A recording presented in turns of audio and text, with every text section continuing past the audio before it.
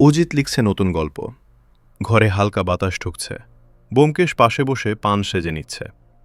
টক টক টক, দরজায় জোরে কড়া নাড়ার শব্দ। ব্যোমকেশ ভ্রুতুরে বলল, কে এত রাতে? দরজা খুলতেই ঢুকল এক মাঝবয়সী লোক, মুখে ভয়, গলা শুকিয়ে গেছে। লোকটি বলল, আমি হরিপদ সরকার, মহিমগঞ্জ এস্টেটের দেখভাল করি।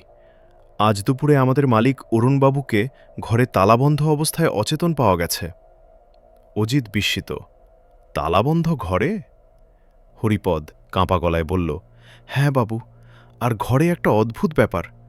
মেঝেতে কেবল একটা পায়ের ছাপ ছিল, কিন্তু সেটা মানুষের মতো নয়।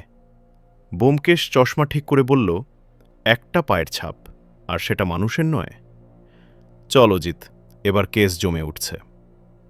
মহিমগঞ্জ এস্টেটের দোতলায় অরুণবাবুর ঘর। দরজায় এখনও তালা ঝুলছে, পুলিশ খুলে রেখেছে। ঘরে ঢুকতেই অদ্ভুত নীরবতা। জানলার পর্দা ছেঁড়া, টেবিলের কাগজ এলোমেলো, আর মেঝেতে সত্যি একটিমাত্র পায়ের ছাপ। কিন্তু পায়ের ছাপটা অস্বাভাবিক, আধেক মানুষের, আধেক যেন কোনো পশুর খুর। অজিত শিউরে উঠল, এটা মানুষের পা নয়, এটা তো ভূতের মতো। ব্যোমকেশ নিচু হয়ে ছাপটা দেখে বলল, ভূত কখনো খুর নিয়ে আসে না অজিত, আর সবচেয়ে বড় রহস্য, এ একটা ছাপই কেন? অজিত বলল, মানে পা দিয়ে হাঁটেনি? ব্যোমকেশ চারদিকে তাকিয়ে বলল, না, ছাপটা কেউ ফেলে গেছে। তারপর হঠাৎ দেওয়ালের দিকে ইশারা করল, ওই দেখো। দেওয়ালে একটা বড় খসখসে দাগ, যেন ভেজা মাটি নিয়ে কেউ হাত ছুঁয়ে দিয়েছে। ব্যোমকেশ ফিসফিস করে বলল, অজিত, পায়ের ছাপ যদি শুধু একটাই হয় আর দেওয়ালে মাটির দাগ থাকে, তাহলে এর মানে একটা খুবই স্পষ্ট।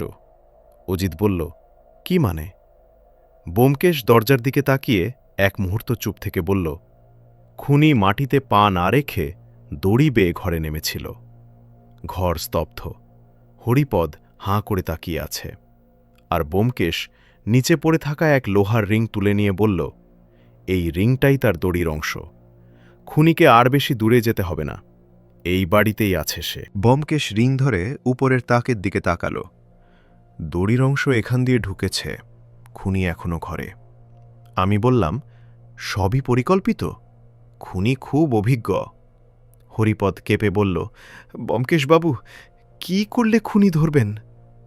ব্যোমকেশ নীরব, চোখ রাখল জানলার পাশে থাকা ছোট দাগে। এই দাগ দেখছ? খুনি এখান দিয়েই ঢুকেছে। ব্যোমকেশ বলল, চুপ থাকো অজিত, কেউ শুনলে সমস্যা হবে না। সবচেয়ে ছোট সূত্রই এখন আমাদের সামনে। তিনি খুঁজে পেলেন কালো কাপড়ের টুকরো, যা মাটির দাগ তৈরি করতে ব্যবহার হয়েছে। খুনি এখনও ঘরে, ছায়ার মতো চলে। হরিপদ কেঁপে কেঁপে বলল, সে ফিরে এসেছে। ব্যোমকেশ ফিসফিস করে বলল, ভয় দেখানোই তার উদ্দেশ্য, আমরা ধীরে ধীরে ধরব। উপরের তাক থেকে ধাম করে শব্দ, ছায়ার আকৃতি ধীরে ধীরে স্পষ্ট হচ্ছে। ব্যোমকেশ বলল, অজিত, খুনি আমাদের পরীক্ষা করছে। পরবর্তী মুহূর্তে আমরা তার আসল মুখ দেখতে পাব।